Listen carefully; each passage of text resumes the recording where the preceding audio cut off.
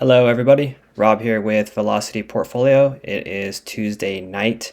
Wanted to do a video real quick on how I invest 100% of my paycheck and kind of the step-by-step process and how I handle trades and my purchases and just the deposit and everything I do with it. So I'm going to take you through kind of like a day in the life of a Friday for me, which is usually when my paycheck rolls in or my wife's paycheck rolls in, and how I handle it. So a little bit more in depth on kind of how this process works.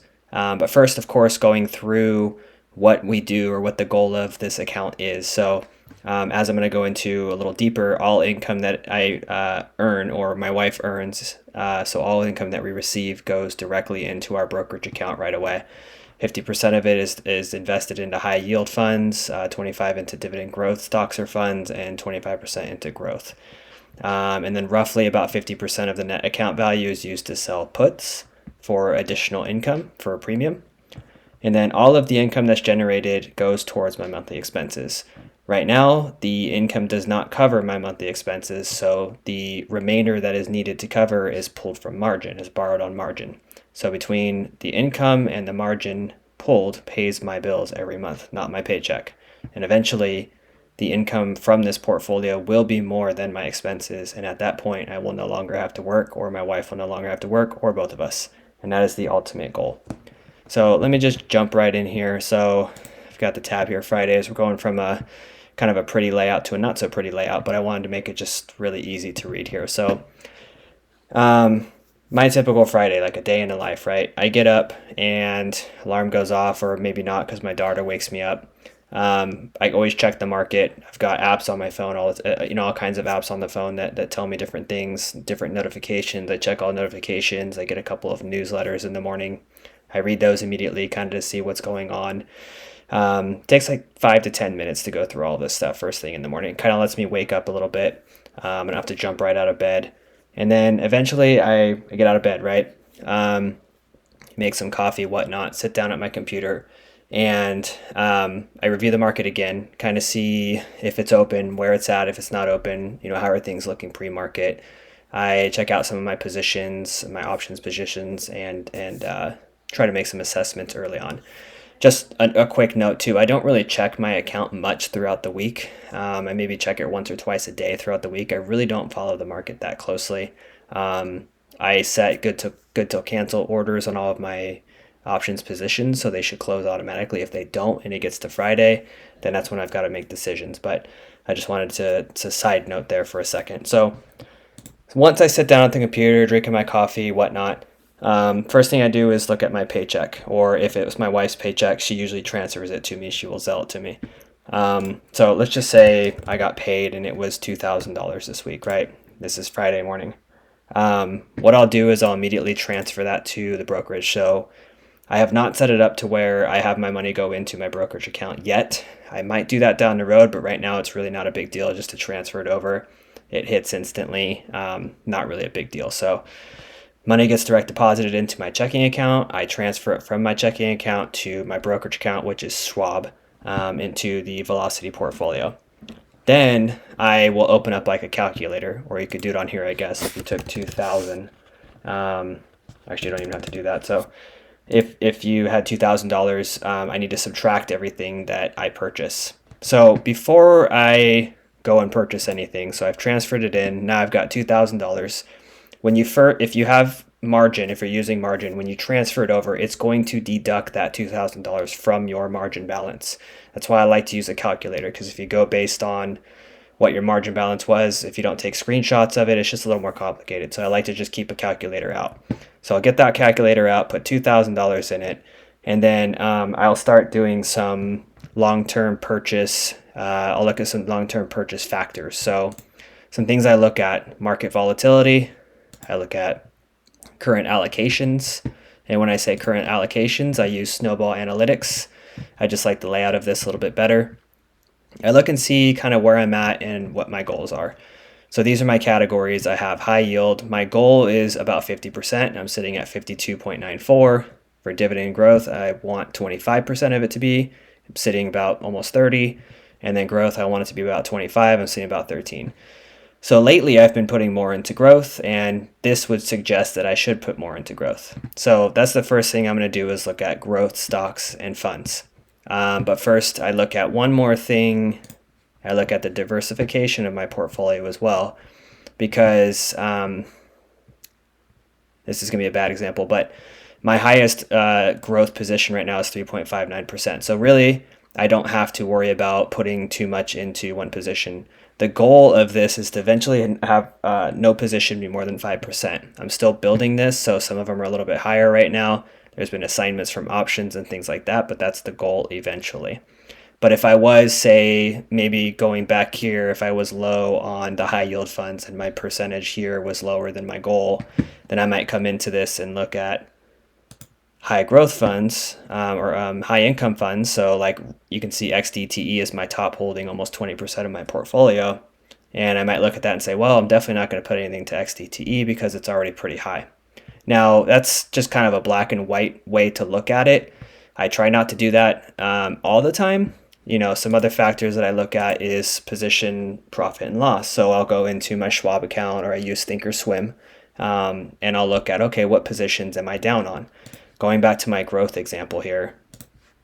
So I'm obviously pretty under allocated on my growth stocks, right? And my growth stocks right now are Microsoft, Alphabet, Amazon, NVIDIA, SPY, QQQ, TQQQ, SOFI. So I might look at, okay, is there a position I've been looking to add to the portfolio? If so, I'll monitor that and see if I like the price.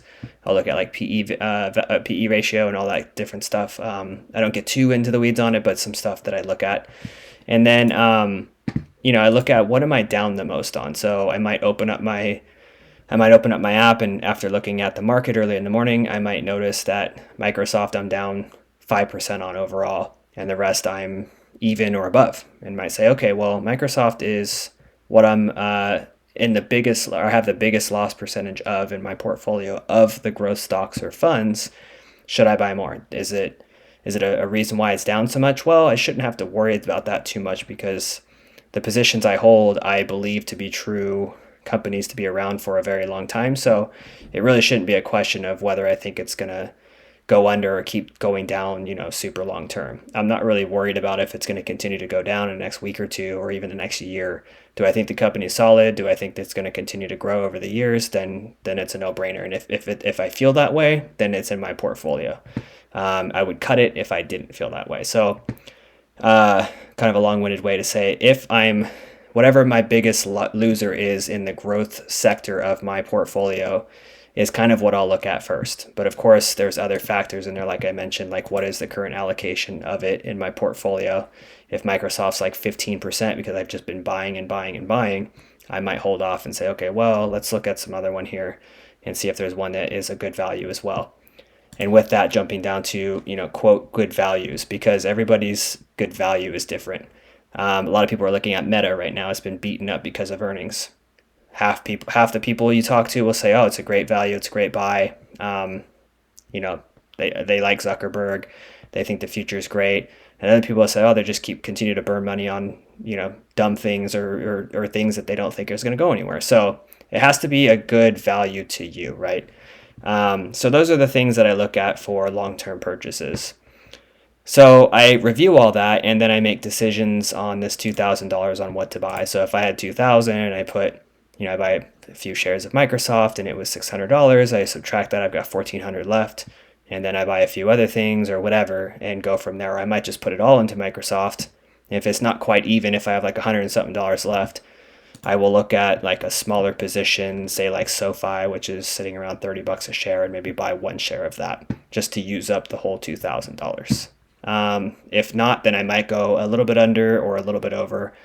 I'm not worried about being, a few dollars or even $10 over or under. I'm just trying to get as close to that $10,000. No, I don't do fractional shares. I know that'll be a question I'll probably get. I don't do fractional shares. I think I can. I just don't really care to. Not too concerned about, getting down to the penny on that. So, and it's probably just more work than I think is even worth it, to be honest with you. And I'm kind of like OCD like that. I like round numbers. So it's probably not even something I'd want to do anyways. So we've deposited the check, I've transferred it, I've purchased my long-term positions with the check. So check is spent, it's gone. Margin goes back up to what it was before the check was deposited. Great. I'll also go through all of the dividends and other trades or whatnot that has happened on Friday. I'll log those in my sheet. When those things happen, when I receive dividends or when I receive options premium, that lowers my margin balance, obviously. So those will always continue to lower my margin balance. Not relevant to what I purchase and things like that, but just wanted to make a note of that. So the next step is to review my current options positions. So I look at the positions that I had open from the previous Friday or Monday. I will usually have a good idea because, like I said, I set a good till cancel limit order on my options positions so that they will close automatically when they reach a certain dollar amount. So sometimes they close automatically and I'll wait until Friday to sell new positions. So if it closed, say, Thursday, I'll already know going into Friday that it's closed, right? And then there's other ones that are sitting in the money or they just haven't closed because they haven't hit my dollar amount that I wanted to buy them back at. I will review those, see where they're at, how close they are to the number I want to buy them back at. Are they in the money? How far are they in the money? What's the market doing? Is it up, down? Is the stock up, down? Looking at all these things. And then I make a decision on whether to roll the position or wait or buy it back. I might look at it and it's deep in the money and say, okay, well, the market's going up a lot today. Got beat up this week, but the market's going up today. I'm going to wait and see until later in the day. I actually set a timer on my phone or an alarm on my phone for like 30 to 45 minutes before the market closes and go back and review it. So I might wait and see if it comes back a little bit, or if I can roll it now for a decent premium, I'll do that. Or on the flip side, if it's a position where it's, maybe I want to buy it back for $1, but it's sitting around like $3. It's the morning. I've got a lot going on that Friday. Maybe I took the day off of work and I'm taking my wife out to lunch or something like that. I don't want to have to worry about that over a couple of dollars. So if it's sitting at like $3 or $4, I can buy it back for, but I want to buy it back for $1, but it just didn't trigger, then I'll just do it. I'll just either roll it if I want to keep the position, or I'll just buy it back and use those funds towards something else. So that's what I do with the positions that I have open. And then last but not least is selling new positions. So if I was assigned on anything, or if I'm currently wheeling anything, like I am BITX, I was just assigned on last week, I will sell a new covered call. So a new call on that BITX position or any assigned positions. And then with any leftover funds from that, so with any leftover funds from that, I'll use to sell new put options. So looking at that, going over to my options factors and how much I decide to sell. Market volatility also plays into this. So I made a decision last week to sell a little bit less because the market last week, Thursday and Friday, was pretty volatile. So I decided I wanted to sell a little bit less, be a little bit safer, not collect as much premium. To me, options is just kind of a backup. It's more of like an ancillary income for me. I don't really want to rely on it. It's great, but it's not what I think right now is going to really propel the portfolio. It's going to be purchasing the long-term holdings and continuing to deposit my check without getting into trouble with a maintenance call, margin call, or anything like that. So the options premium is great, but it's not the sole income for the portfolio, and I don't intend it to be. Down the road, that might be the case because I do think that wheeling and selling options and in a conservative manner and smart manner can be a way to actually make a living. And some people do it. I follow some people that actually do it with a good sized account. So down the road, when my account gets to that value, that could be an option. But anyways, I digress. As far as selling new positions, what do I look at? So I look at what my net account value is. Right now, it's roughly $101,000. And then I look at what my account maintenance. So this is what my account could get to before I went into a emergency maintenance call, margin call, where they would start selling my positions. And I like to go somewhere in between that. About 50% of the net account value would be about $50,000. If I wanted to go somewhere in between that, it'd be about $63,795, or that's the difference in them. So I like to go somewhere in between that. Lately, I've been doing like 48, 50,000 roughly. This past week, I only sold 31. So $31,000 in open options positions, and that was because I was being a little more conservative. And I might continue that going forward. But so let's just say I did like last week, right? I have $31,000. Well, not 3,100, 31,000. I factor in any positions that I'm currently holding because I was assigned on them. So take BITX, which I think I had to purchase at 52, so 5,200, right? So I have 31,000, but I was assigned on a position, so that is going to be 31. It's going to be this minus this. So because of that position, that is an options position that I'm now wheeling to try to get out of. It goes, I consider that towards my options money to use, basically. So now I have 25,800. And that's where I'll go and look at positions like I currently own and say, okay, are any of these, going back to like the good value, are any of these a really good value that I would like to add more of if I had to? And I'll try to sell positions on that. So 2,000 or 25,800. I think Microsoft is Microsoft's way higher than that, 508. Google, I think, is in that realm, a little bit higher. So I couldn't sell a contract on Google. ASTS and SoFi definitely, but I try not to use, because with 25,800, I can only sell a contract on a stock that's $258. It'd be one contract, and I would take up the remainder of the money. I try not to do that. I try to balance it to have a couple different open positions to be a little bit diversified and not just going on one position. But it's really not that much money when you're looking at stocks like Google and other ones like that. So that's where having some smaller valued, some smaller stocks and things like that with maybe a little bit higher implied volatility makes a little sense. Some $30 and $40 stocks that you could sell 4 or 5 different contracts on different ones and be a little bit more diversified. And if you really want to be diversified, some people will do it in different sectors and things like that. I just focus on companies that I want to own long term, companies that I might already own in this portfolio that I would be okay being assigned on if I was, and maybe even consider just keeping those shares. So I like to do that. But without going too far into the options rabbit hole, I wanted to kind of go over like a day in the life of my Friday, what I do when stuff rolls in, kind of how it goes into different purchases and my thought process on those.